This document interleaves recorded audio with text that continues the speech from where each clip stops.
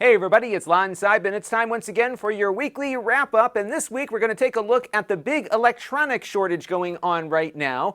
There's actually a shortage of components that go into the things that we buy, and that has led to a huge problem across many industries. There's a lot of reasons for this, and it's actually kind of interesting, so we're going to explore what is happening right now and what we can expect as the year progresses. So let's get to it.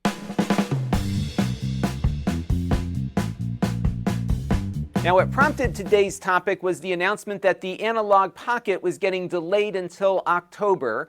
This is a much coveted retro gaming device that plays Game Boy games, Game Gear games, Atari Lynx games, basically everything from the 80s and 90s, and it does it through the use of an FPGA chip. And the company Analogue that is making this has made a number of successful FPGA-based game consoles that have been very well received. I loved every single one of them, and I own them all.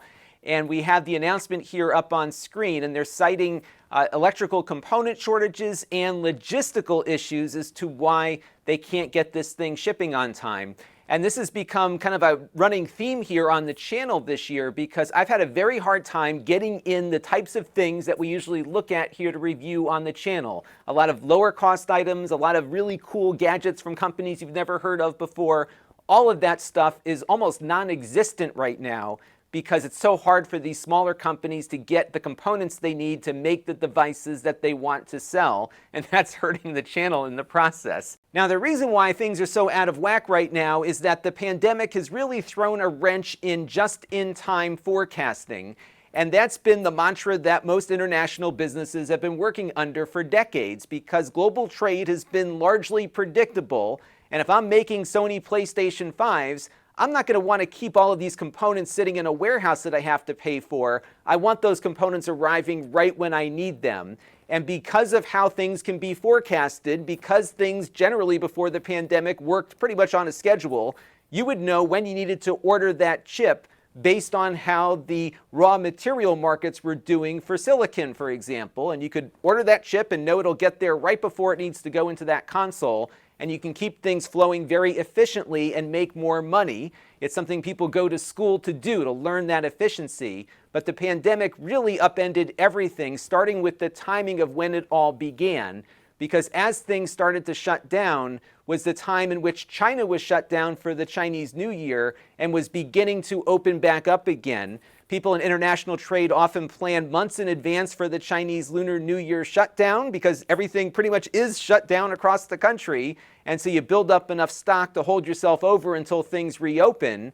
And then if they don't reopen, like what happened in 2020, you're really in trouble. And then on top of all of that, people's needs in the marketplace on the consumer end changed dramatically. And there's a great article here in CNBC from the CEO of a large US chip foundry that makes components that go into all of the different things that we use.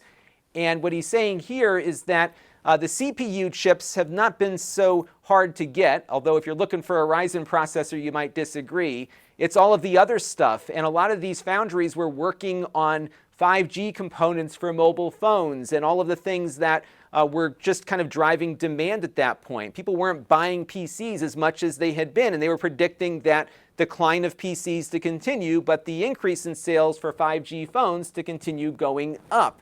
And then what happened? Well, the pandemic happened, and suddenly people needed computers again. So if you look at 2020 sales of PCs, they were on the upswing, and I think they had the best sales they've had in decades for new computers. And this doesn't even account for all of the Chromebooks that shipped during that period of time, because as schools shut down, we had to get those Chromebooks out to as many kids as possible so they could do their remote learning. And it wasn't just PCs that got hit with this shortage. There was a big shortage of webcams that use many of the same components that might go into one of your computers. Logitech had a real crisis on their hands because suddenly a product that probably wasn't a big part of their offering these days became very popular almost overnight. Things got so crazy that Wyze gave out a free firmware update to turn their security cameras into a webcam if you were really stuck. We did a video about that a year ago. And then, of course, you've got your game consoles. You still can't get a PS5 or an Xbox Series X. You've got the scalpers running around driving up the prices quite a bit on those devices. And then even something like the Nintendo Switch that's been around for 4 years is usually sold out when you go to look for one. I think you can finally get some of the handheld versions, the mini one, but the big Switch that you can plug into your TV has been very hard to come by even now, a year after this crisis began. And it's not just consumer electronics, it's also automobiles, because a lot of these same components went into cars, and with the PC industry sucking up all of these parts, the auto industry hasn't been able to make cars because they don't have the electronics they need to complete them. So there's a prediction here in this Reuters article that auto sales could be down by 1.3 million units globally because they just can't get all the components to put into the car to actually make the car. And that's how extensive this crisis has become. And then, of course, we've got the big GPU shortage going on right now. This is all pandemic related. We've got the component shortages. We have the increase in demand from gamers and others that want to upgrade their PCs. And a big driver here is what the pandemic has done to the crypto markets. Bitcoin is through the roof. NFTs are wildly popular almost overnight. All of this crypto activity requires people to be mining blocks on blockchains, and the best way to do that is, of course, with a GPU. And these things are just in super short supply because the miners are gobbling them all up because there is a lot of money to be made right now. Lots of money is flowing into crypto markets because many investors are seeing crypto as a safe place to park cash because they fear inflation as the economy begins to recover. So we're going to see this, I think, continue well through this year and likely into next year too. And then you've got logistical shortages to deal with. One of the big ones right now is a shortage of shipping containers. These are the tractor-trailer size boxes that you put on a big cargo ship to move freight around the world. A bulk of the world's trade is done via container ships, and there's just not enough containers because they're not in the right places. And they're not making them fast enough to keep up with demand. So you could have your products done and ready to go, but there may not be a container to put them in, and you might miss your ship because there's no containers around. And then demand for global shipping has gone up tremendously. According to Drury here, the cost of freight is up 220% over last year. That is huge. I used to work a little bit in this business, and this is crazy how expensive it has become. Look at the Shanghai to Los Angeles route here. It's up 196% over last year, and that's one of the fastest routes from China to the US. And then you've got all these other things that have happened, like the Suez Canal issue where you got this ship stuck for a week, and you've got all this freight now that's backed up. And now you've got a supply chain disrupted just by the fact that this ship got stuck in a canal somewhere. Just a perfect storm of all of these different things happening to disrupt this just-in-time delivery that everyone has been expecting. So this has been a year of a lot of changes, and I think a lot of companies are going to be rethinking how they do business. What we're seeing here in the US is some indications that companies want to invest in manufacturing locally. A big announcement last week was Intel looking to spend $20 billion on chip foundries in Arizona, and they plan to make chips for other companies to try to meet some of this growing demand that kind of came out of the blue here. And one of the companies they're courting is Apple, who they were trashing a week ago. But sometimes fortunes change, especially if Apple needs to get their chips made quickly. That might be an option for them, although they will likely take those chips and put them on a plane and fly them over to China to get integrated into the final product. But who knows, maybe Apple might see some value to making more phones closer to home as well. And now if you think about all these big companies and all these demands on supply, think about how hard it is for a little company like Analogue to get all the parts that they need to make their device. They are very low on the list because they don't make that many devices. They're awesome products, but not that many people are out buying one of these things, and they get kind of pushed down to the back of the line because they don't have the buying power to compete with some of these big companies that are just gobbling up all of these components. So hopefully by the fall we'll see it, but it might be a little bit longer than that. So let's take a look now at some predictions for the coming year. I usually get this stuff wrong, so we'll see how we do a year from now. I put a note in my task manager to revisit this part of the video in April of 2022. Now, the first thing is something that I think is likely going to happen, which is a swift recovery from the pandemic. And I think here in the United States, it's only a few weeks away. The vaccines have proven to be incredibly effective, more so than I think a lot of people thought a year ago. We're seeing evidence of that efficacy in the numbers nationwide and locally.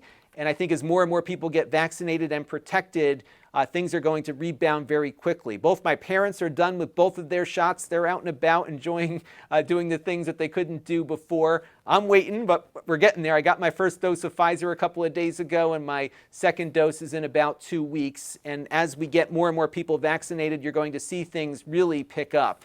And I think that's only weeks away here. I think it's going to be a little faster than a lot of people think. The next thing, though, is that the shortages and high prices that we're seeing are going to continue throughout 2021 because I think a lot of companies are going to be reluctant to bring everybody back right away. I think some schools will still be either hybrid or kind of jumping back and forth because we're still going to see cases out in the community. So the demand for some of these components, I think, will continue for a little bit longer, and I think high prices will likely be also coming along for the ride due to the freight logistics that have to get evened out and all of the component shortages and other things that we've been talking about. But at some point in 2022, and I would say probably around this time next year, there's going to be a big market correction. And the reason why I think there's going to be a big market correction is that these companies have largely relied on the past to predict the future. But the future right now is going to be totally unpredictable because the modern economy has never recovered from a global pandemic like this.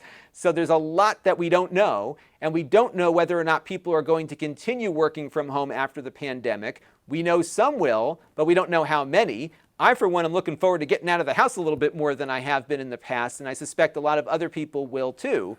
And that will determine whether or not you want more smartphones or more computers, and that remains to be seen. So I think what's going to happen is these companies are going to work very hard to meet the current demand, but that might result in a glut of inventory, both of components and finished products. So I think by this point next year, we're going to have a lot more stuff we can buy at better prices. And mark my words, April of 2022, you'll be able to get that PlayStation or Xbox or Nintendo Switch when you want it, and you might be able to start finding PCs at more bargain prices. And that all depends on how well these companies guess what the future is going to be like, because right now it's very uncertain. So buckle up and we'll see what happens next. But if you don't need a computer right this second, it might make sense to wait a little bit to see exactly what happens here, because with all of this gearing up, I think there's going to be a lot of supply out there, and the demand is going to settle down here at some point. Now, I'm sure this topic will generate a lot of discussion, so I'd love to hear your comments down below.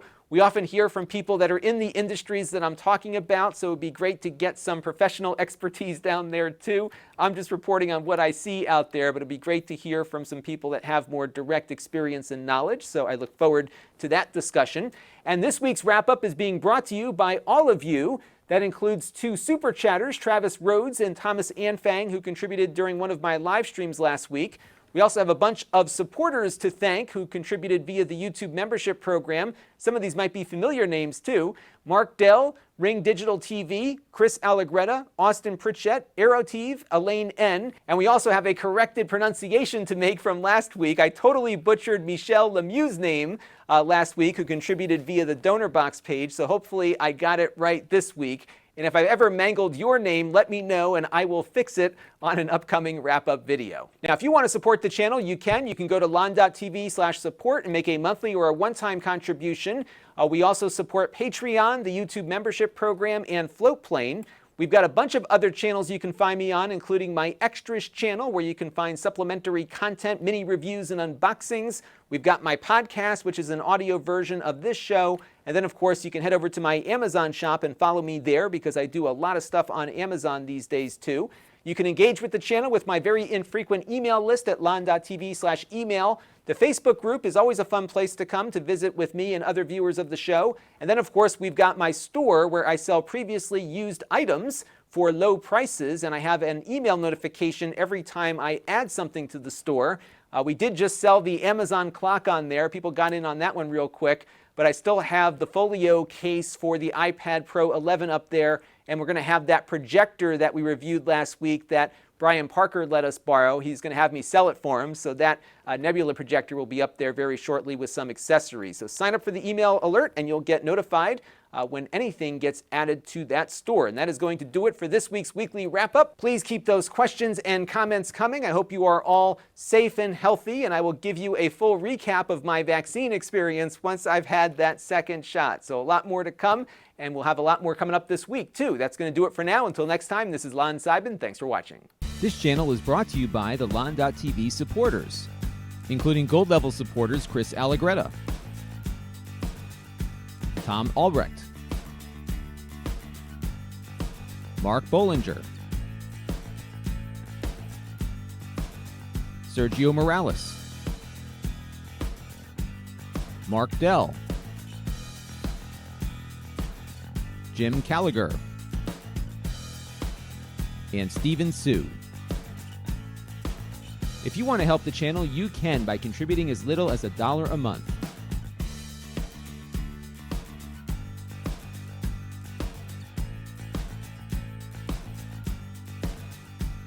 Head over to lon.tv/support to learn more.